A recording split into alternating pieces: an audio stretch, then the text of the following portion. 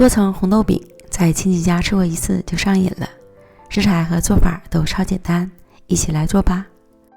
230克普通面粉里加入120克糯米粉、3克酵母、10克白糖、210克水，搅拌成絮状，揉成软硬适中的面团。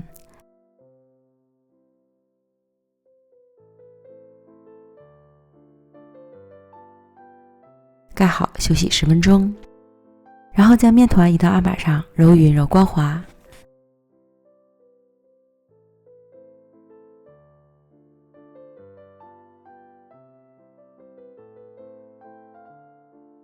撒点面粉防粘，将面团擀成长方形的大面饼，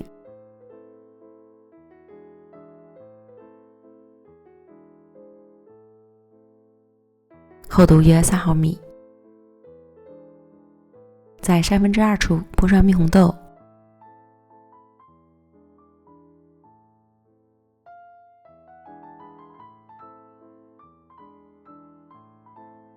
像视频中这样折叠，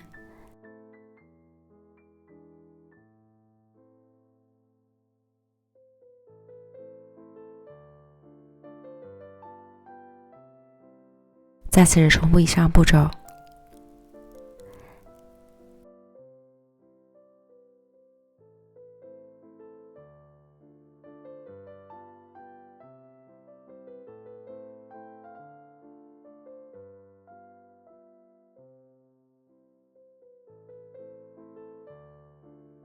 再将面饼擀长擀匀一些，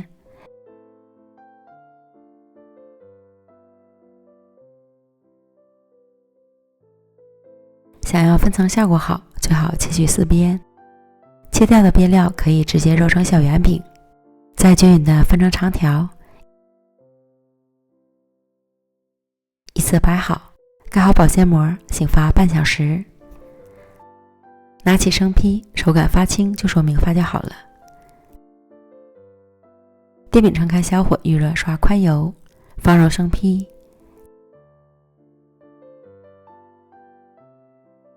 加盖烙，熟得快。底部烙至金黄后，翻烙另一面。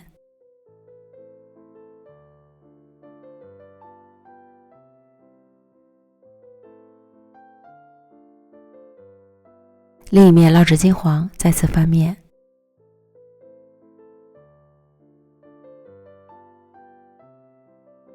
然后沿着锅边加入少许清水，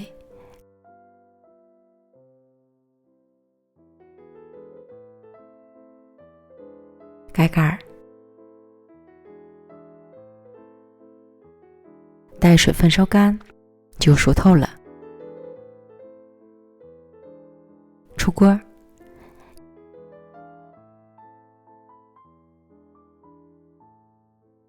1碗面粉，1碗糯米粉，这样做出来的红豆饼又软又糯又筋道，刚出锅趁热吃，表皮酥酥脆脆，口感丰富极了，真是越吃越爱吃，推荐朋友们一定要试试哦。